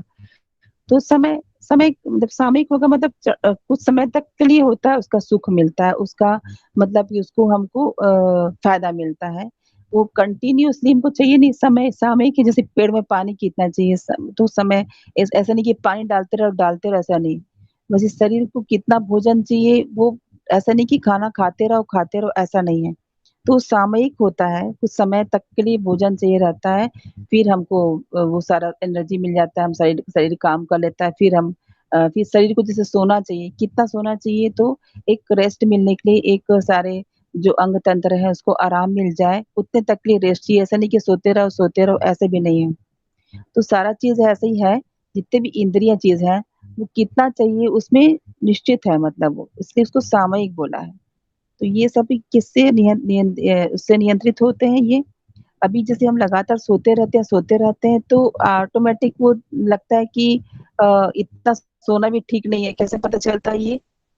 ज्ञान से पता चलता है, संज्ञानशीलता से पता चलता है कि कितना सोना ठीक है, कितना सोना ठीक नहीं है ना। वैसे भी हमको शरीर बताते ही रहता है कि अब शरीर थक गया है, सो सके भी अपन बोलते हैं परेशान हो गया। अभी कोरोना के कारण घर में सब रह गए हैं, तो क्या करेंगे, कितना करेंगे, वो भी समझ जाओ परेशान हो गया सब। कितना सोएगा आदमी, कितना, है ना। खाना भी बना बना के तरह तरह का खा रहे हैं, तो कितना खाएगा। तो सब चीज सामयिक है, मतलब उसको अपन समझदारी से ही नियंत्रित कर सकते हैं। तो दोनों एकदम अलग अलग चीज है। समझदारी, ईमानदारी, ये सब चीज जो है वो जीवन से संबंधित है, ज्ञान से संबंधित है। और ये जो इंद्रियां है, ये सब सामयिक होती है। तो शरीर, क्योंकि शरीर से जुड़ा हुआ है, तो सामयिक ही होंगी, क्योंकि शरीर खुद ही सामयिक है, निरंतर नहीं है है ना, इसका भी तो रचना विरचना में समाहित है, ये भी जुड़ा हुआ है।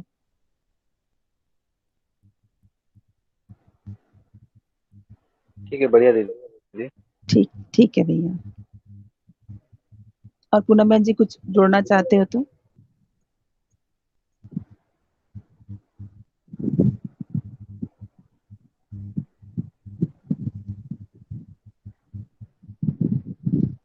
हाँ, पूनम बहन जी शायद चले गई हैं शायद ना।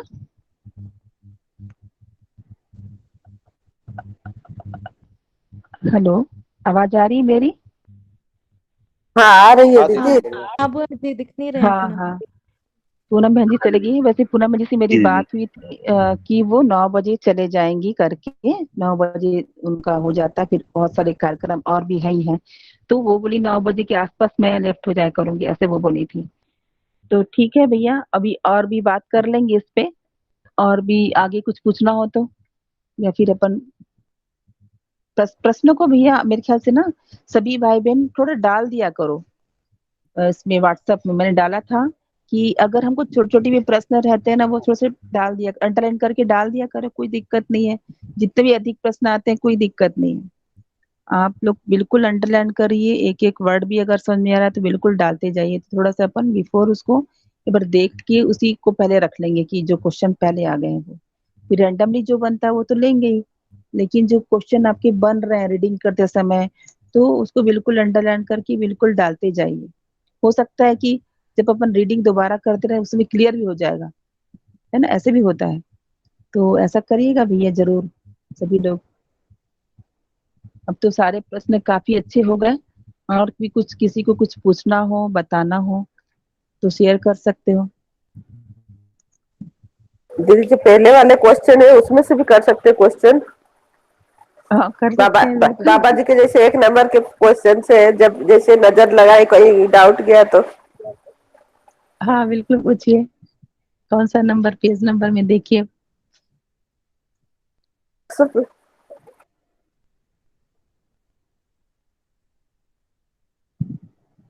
जी व्हाट्सएप पे भेज देंगे। हाँ, कौन सा नंबर है, पेज नंबर बता दीजिए, मैं भी देख लेती हूँ, फिर अभी 9:20 होने हो वाला है। कौन सा पेज नंबर भी दीदी? अच्छा, व्हाट्सएप में डाल देंगे बोल रहे हैं ना? अभी ठीक ध्यान है। नहीं जा रहा है। हाँ, अभी ऐसा बिल्कुल देखो, अपना तो पूरा लगभग लगभग हो गया सारे प्रश्न बाबा जी के, है ना। तो अगर फिर भी किसी को लगता है कि पुराने प्रश्नों से भी कुछ क्वेश्चन बन रहे हैं तो बिल्कुल डाल दीजिए, एक बार उसको पूरा 1 करने मिनट के बाद। रचिता दीदी, हाँ दीदी। कल था। हाँ कल था हाँ ना क्वेश्चन जो 1-2 हम लोग कर रहे थे उसमें। जी, सेकंड क्वेश्चन में रासायनिक उर्मी वर्ड आया था। सुचित्रा हाँ, दीदी वही रासायनिक जो उर्मी मैं को, हाँ शुरू में जो उसको थोड़ा क्लास सा के बताएंगे। हाँ बिल्कुल बिल्कुल। रासायनिक उर्मी तो थोड़ा सा मैंने बताया था, अब अपन नेक्स्ट क्लास में ना और भी जितने क्वेश्चन निकलते हैं एक बार डाल दो तो कंप्लीट हो जाएगा बुक ये। तो रासायनिक उर्मी को रख देंगे, और जो आप बोल रहे हो वो क्वेश्चन का भी आंसर अपन रख देंगे, और भी एक बार अच्छे से देख लो पूरा पलटा पुलटी के कि मतलब हम और लोग भी क्या कहीं साथ कहीं। में रीडिंग करते हैं ना दीदी, जैसे हाँ कल हाँ है हाँ, कल फिर उसमें से फिर बहुत सबका मिला के क्वेश्चन निकल रहा था कल। बहुत बहुत अच्छा, रासायनिक उर्मी के बारे में अच्छे से बात रखेंगे, तो इसको जरूर ले लेंगे। और भी कुछ क्वेश्चन निकल रहा होगा तो जरूर रख देंगे, बिल्कुल खुल के रखिए, जितना आप लोग जिज्ञासा रखोगे ना उतनी अच्छा होगा। एकदम बिल्कुल कॉमन कॉमन भी बात भी रख सकते हो, कितना अच्छा भैया करुण भैया रखे कि ऐसा ऐसा सोचे। तो कई बार क्या होता है, मैं इसलिए उनसे क्वेश्चन की कि कई बार अपन सोचते हैं कि उनके क्वेश्चन, कई बार बच्चों के क्वेश्चन में देखती हूँ क्लास में हल्के आए रहते हैं और मैं उनको गहरा आंसर दे देती हूँ। तो एक्चुअल में वो पूछ कहाँ से रहे हैं वो थोड़ा सुनना जरूरी रहता है। तो एक बार आप लोग जरूर डाल दीजिए सारे क्वेश्चन, पुराने पूरे प्रश्नों को ले लीजिए, कोई दिक्कत नहीं है। और पहले से आ जाएंगे तो अपन उसी टॉपिक पे ही सारा चर्चा करेंगे, प्रश्नों पे ही, ठीक है दीदी। है ना। अभी आज की बात तो काफी क्लियर है, बाबा जी बहुत सुंदर स्पष्ट ही लिखे हुए हैं। आज तो बहुत अच्छा लगा होगा पढ़ के डॉक्टर के बारे में। हाँ दीदी अच्छा लगा, क्योंकि बात है सब ना, मुझे मतलब सुनी सुनाई वाली बात है ना, जैसे डॉक्टर की बात सब बात। हाँ हाँ, मुझे तो बहुत ही अच्छा लगा इसको जब ये पढ़ी ना, तो मुझे तो बहुत ही मजा आ गया था जब मैं इसको पढ़ी, क्योंकि एक डॉक्टर बनने का था मेरा शुरू से ही, और वो चीज हो नहीं पाया था तो मन में ऐसा था, लेकिन बाद में जब पता चला तो मुझे जब इसको जब ये पढ़ी थी जब बुक को पहली बार, तो मुझे बहुत ही संतुष्टि दिया था। और मेरी मम्मी बहुत अच्छी डॉक्टर थी, मेरी मम्मी बहुत ही अच्छी डॉक्टर। और हम आपको सच सच बता रही हूँ दीदी, इतने सालों में कई साल हो गए होंगे, हम एलोपैथी का बिल्कुल ट्रीटमेंट नहीं करते।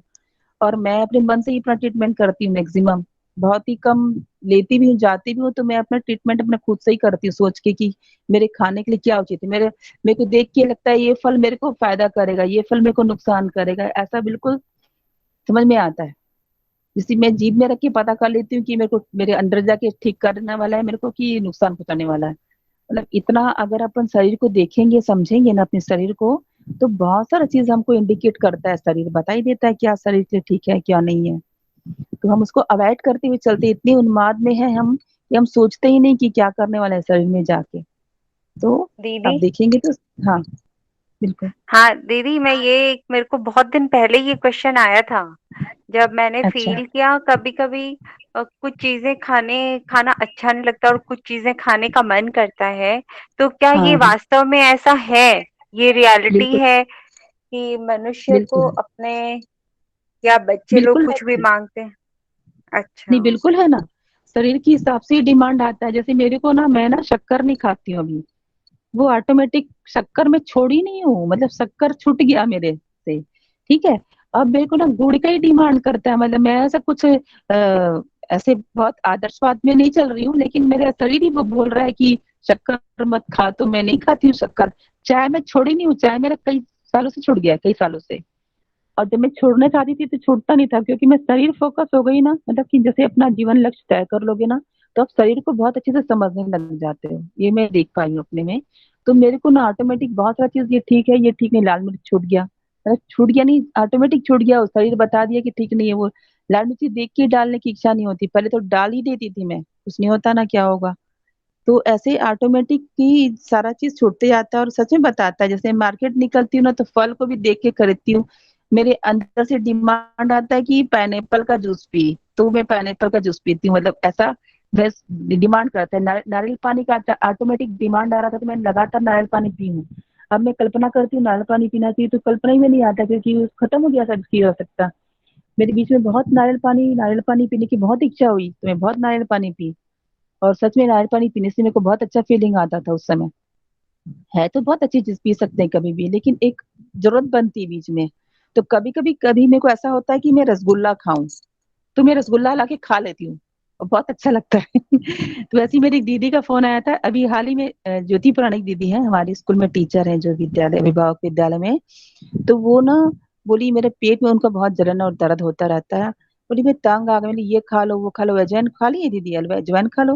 दीदी मैं खा खा के तंग आ गई, ये रस वो रस करके। तो बोली आप चुपचाप बैठो और सोचो कि क्या खाने का आपको मन कर रहा है। तो बोली ठंडा ठंडा कुछ। तो बोली बिल्कुल, अभी जाओ फैमिली पैक एक आइसक्रीम ले आओ, और मैं सच बता रही हूँ, आप 3 बार खाओ, आपको बहुत राहत देगा पेट में। तो वो उसे खा के देखिए, बहुत अच्छा लग रहा है। तो आप भी, मतलब मैं भी ऐसे सोचती हूँ क्या चीज अच्छा करेगा, तो आप भी ऐसे जो बोल रहे हो ना, बिल्कुल सही बोल रहे हो, ऐसा ही है बिल्कुल दीदी, ऐसा ही है। पहचानेंगे तो रुचि मूलक है, उसको थोड़ा समझना पड़ेगा, समझ के बाद ही होता है लेकिन ना। नहीं, समझ के हाँ बाद ही, वही, हाँ समझ जैसे के बाद हम लोग भी ये, हाँ ये इसमें ये शिविर के बाद और इसमें आने के बाद थोड़ा हम लोग को आया है नोटिस हम्म में, लेकिन हम्म उसके पहले भी जब मैं जीवन हम्म विद्या के बारे में कुछ नहीं जानती थी, कुछ नहीं जोड़ी थी, उसके पहले हम्म भी मैंने ये बात को नोटिस किया, लेकिन मेरे को लगा ये मेरा भ्रम है, ऐसा नहीं होता होगा।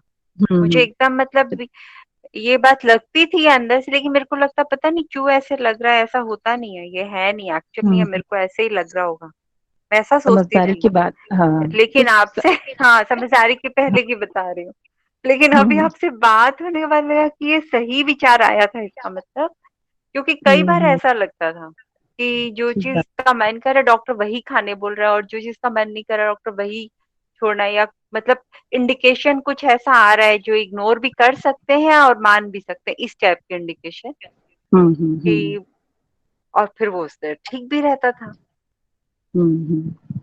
आपको पता थैंक यू है दीदी। कि हाँ एक बात बताती हाँ। हूँ आपको, आप लोग सब हैं तो, कि बंदर ना अपनी बंदरिया के लिए लड्डू बनाता है। जब वो प्रेग्नेंट होती है ना, जब वो बच्चा देती है ना, तो बंदर जंगल में क्योंकि हम लोग बस्तर में रहे हैं जंगल वाले एरिया में। तो बंदर क्या करता है, औषधि सर्च करता है और औषधि को पहचानता है। पहचानना जो संवेदनशीलता वाली बात जो हो रही थी, चल रही थी, शरीर को पहचानना निर्वाह करने वाली क्रिया होती है। तो बंदर ना वो सर्च करके औषधि को, और गोंद जानते हो जंगल में होता है, तो गोंद से ना लड्डू, गोंद का लड्डू बनाता है वो, जो अपन अपन बनाते हैं इधर, जच्चा बच्चा वाला जो लड्डू बनता है, जचकी की लड्डू बोलते हैं जो अपन। तो वो बंदर सर्च करके वो लड्डू, गोंद के लड्डू बना के अपनी बंदरियों को खिलाता है। तो एक बार मेरी जो दीदी की सास है, वो लड्डू को कहीं से लेकर के आई थी जंगल से, तो खा करके देखी, बोली बहुत टेस्टी रहता है, बता रही थी। तो मतलब सोचो, ये सब जानवरों में भी कुछ कुछ पहचानना वाला जो क्रिया होती है। कुत्ते को आप देखे हो, कुत्ता क्या करता है, जब बीमार होता है ना, वो खाना खाना छोड़ देता है और वो औषधि खोजता है। और अभी मेरे घर के पास ही एक कुत्ता है, वो लगातार वो वैशल्यकरणी पत्ती को खा रहा है। अब पता नहीं किस टाइप की उसको बीमारी होगी। और कुत्ते को बोलते हैं बहुत बड़ा वैद्य होता है, मतलब ऐसे बोला जाता है, सूंघ सूंघ के बहुत सारी औषधि का वो सर्च कर लेता है, किस प्रकार की बीमारी में कौन सा औषधि खाना है, कुत्ते को पता है। तो वो उन्होंने देखी, उस दिन वो घास खा रहा था, और उस दूसरे दिन में देखी जब वो बीमार सा हो गया था, तो वो वैशल्यकरणी पत्ती को चबा चबा के पूरा गमले झाड़ी के पास एक पौधा है, उसको मुंह को अंदर डाल डाल के वो उस पौधे को खा रहा था। तो वो भी अपना इलाज करती हैं। बिल्ली को भी देखो, वोमिटिंग करने के लिए घास खा लेती है, कुत्ता भी यही करता है, कुछ ऐसे अजीब प्रकार का घास खाते हैं तो वोमिटिंग करना उनको अच्छे से आता है। तो इस तरह से इन लोग भी औषधि को पहचानते हैं, कुत्ते भी। और बाबा जी तो बोलती थी कि औषधि उनको बताता है कि ये शरीर में क्या फायदा करने वाला है। मतलब इतना उनका बाबा जी का नॉलेज था, औषधि की पहचान थी कि औषधि उनको बताता था कि ये किस शरीर में क्या फायदा करेगा। तो ये दृष्टि सारी चीज समझ से ही आती है, और ये दृष्टि ओपन होता है, तदाकार होते हैं हम किसके, पौधे से, अपने शरीर से तदाकार होते हैं, तो हमको सब कुछ दिखने लगता है कि क्या चीज ट्रीटमेंट हो सकता है। तो कुल मिलाकर समझदारी है इसमें अपनी सबसे बड़ा रोल, समझदारी का। बहुत ही जबरदस्त बताया दीदी, ये तो मेरे को मतलब बिलीव ही नहीं हो रहा है। वो जो आप बंदर वाली बात बताए, एकदम पहली बार सुनी हुई लाइफ में, ऐसा भी हो सकता है मतलब।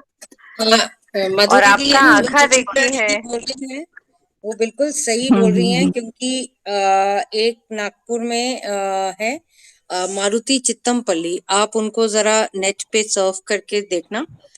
मारुति चित्तमपल्ली काफी बड़े एनवायरमेंटलिस्ट हैं, 20 साल सलीम अली के साथ रहे हैं, है ना, और नवेगांव के जंगलों में रहे हैं। उन्होंने करीबन 20-22 किताबें लिखी हैं, तो लेकिन सभी मराठी में है। तो मैंने ये गिफ्ट की हैं बहुत सारी, उसमें से योगेश भैया को, योगेश शास्त्री भैया को, वो मराठी है ना, तो उनको आती हैं।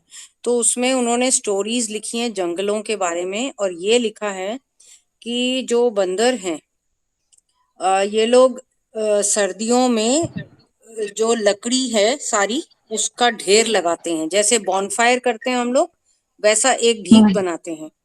और वो ढीग के इर्द गिर्द सारे, अब इनको आग जलानी तो नहीं आती है ना, आग एक चीज है जो सिर्फ मनुष्य को आती है। तो ये ढीग लगा के इसके इर्द गिर्द बैठ जाते हैं, और दोनों हाथ ऐसे उस लकड़ी के ढेर के सामने रखते हैं जैसे ताप रहे हों, तो वो उसमें से हीट खींचते हैं। और उसके बाद अगर आप वो लकड़ी को जलाने की कोशिश करो, वो जलती नहीं है, उसके अंदर से वो जो अग्नि तत्व है वो निकल जाता है, ऐसा उन्होंने लिखा है किताब में।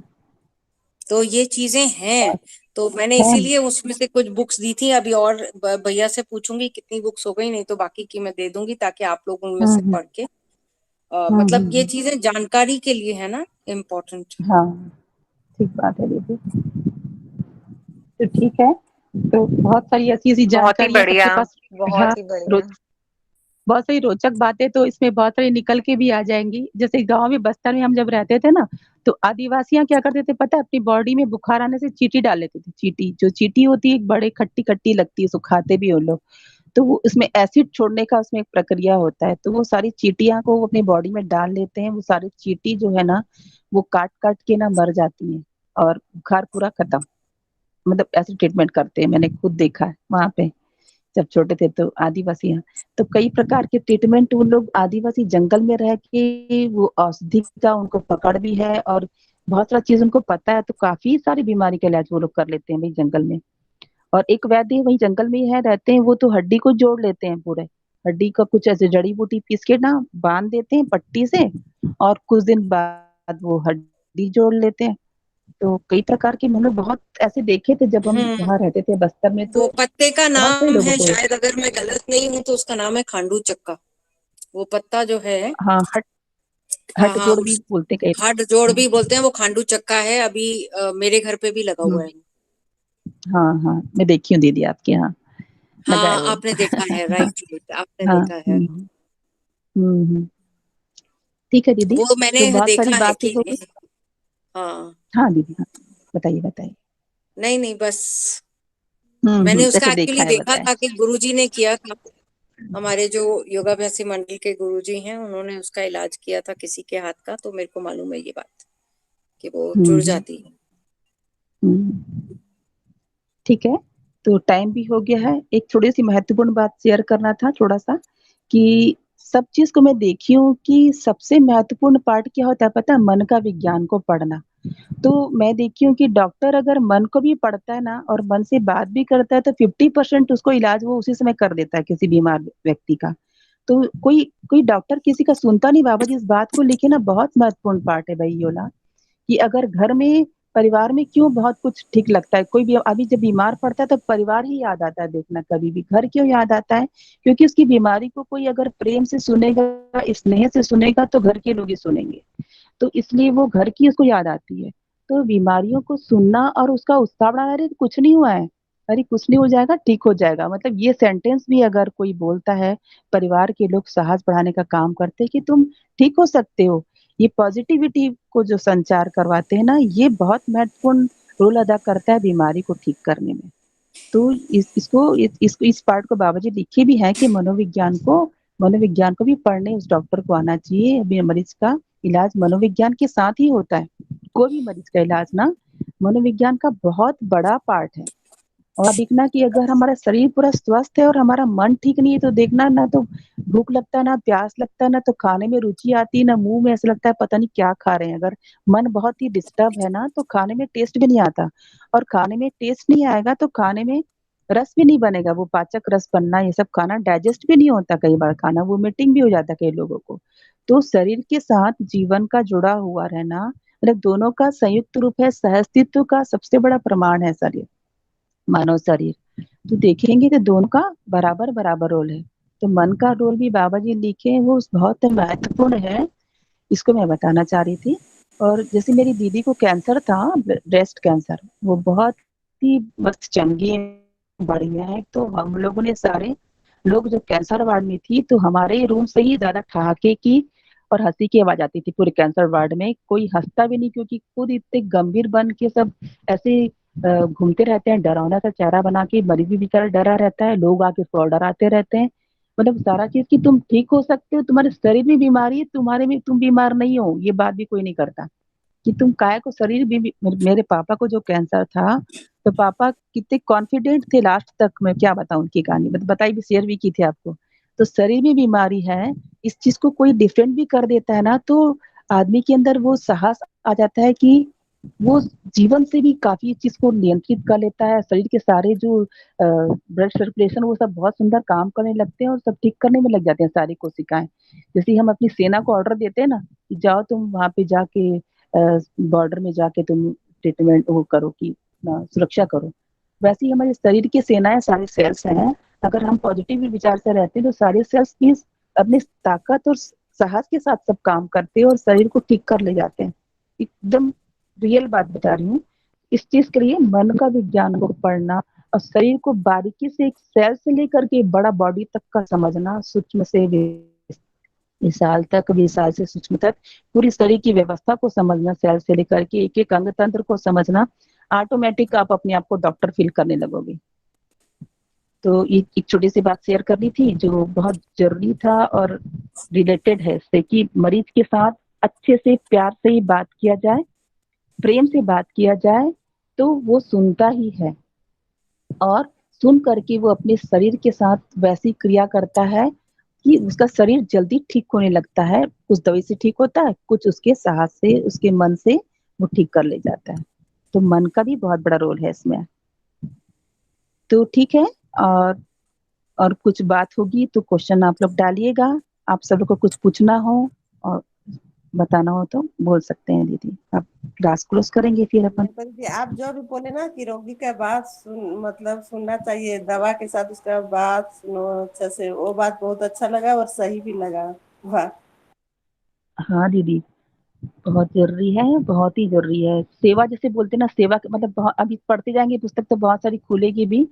सेवा के साथ भी भाव का होना बहुत जरूरी है। सोचो जैसे कोई पैर दबा रहा है ना, आपको जैसे कि पैर दबा रहा है और मन से दबा रहा है और बिना मन से दबा रहा है, बहुत इफेक्ट करता है। जैसे मेरे बेटा दबाता है, गायत्री का बेटा, मतलब आके दबाता है पैर, तो कभी वो मन से दबाता है तो 5 मिनट में बेटा बस हो गया, एकदम ठीक हो गया, बेटा जाओ। और किस दिन वो बिना मन का दबाते रहता है, जाऊं क्या अब जाऊं क्या, वो दर्द और बढ़ जाता है, ठीक नहीं होता। तो मैं उसको समझाती हूँ, बेटा सेवा के साथ भाव का होना बहुत जरूरी है। अगर आपके भाव में आ गया कि मैं अपनी मौसी का पैर दबा रहा हूँ और ठीक हो जाएगी मौसी, ठीक हो जाएगा, तो आप देखना जल्दी ठीक कर दोगे। क्योंकि मैं अपनी मम्मी का पूरे भाव से सेवा करती थी, तो मम्मी बोलती थी बस हो गया, पर मेरे मन में लगा था और दबाओ, पर मम्मी कहती अरे हो गया, दर्द ठीक हो गया। तो क्या भाव, सेवा के साथ भाव का होना, वैसे ही इलाज के साथ भाव का होना। डॉक्टर के अंदर भाव रहेगा और जो मरीज के अंदर उस भाव को संप्रेषित कर देगा, तो उसके अंदर पॉजिटिविटी क्रिएट हो जाती है और वो ना फीलिंग अच्छा नहीं लगता कि मैं ठीक हो रहा हूँ, ठीक हो रहा हूँ, और वो जल्दी ठीक हो जैसे जाता है। दीदी हम लोग हॉस्पिटल में रहते हैं, कई बार ये बच्चे लोग होते हैं तब तो कई नर्स लोग आती है तो फटाफट दवाई देगी या फटाफट पूछ पाछ के चली जाएगी, मतलब थोड़ा सा आनाकानी करे तो डांट भी दे, और कोई कोई आएगी तो अच्छे से पूछेगी हाल चाल, दवाई देगी, हाँ, तो बहुत अच्छा लगता है मतलब। बहुत अच्छा लगता है, उस अच्छी फीलिंग के साथ हम जल्दी ठीक भी हो जाते हैं। बहुत बढ़िया दीदी। तो ठीक है, और अपन आगे चलेंगे, फिर शेयर करते हैं, और कुछ जितने प्रश्न आएंगे अब डालिएगा सब। और किसी को कुछ रखना हो तो क्लोज करें, सभी बताइए। हाँ जी दीदी, सबको बहुत बहुत ठीक, धन्यवाद, नमस्कार। नमस्ते दीदी, सबको नमस्ते, सबको सारे भैया लोग को नमस्ते, सभी नमस्ते। को नमस्ते। नमस्ते दीदी, नमस्ते सभी को। थैंक यू, नमस्ते थैंक दीदी। You so much. नमस्ते, नमस्ते नमस्ते दीदी, जी, सभी को नमस्ते। नमस्ते। नमस्ते सभी को।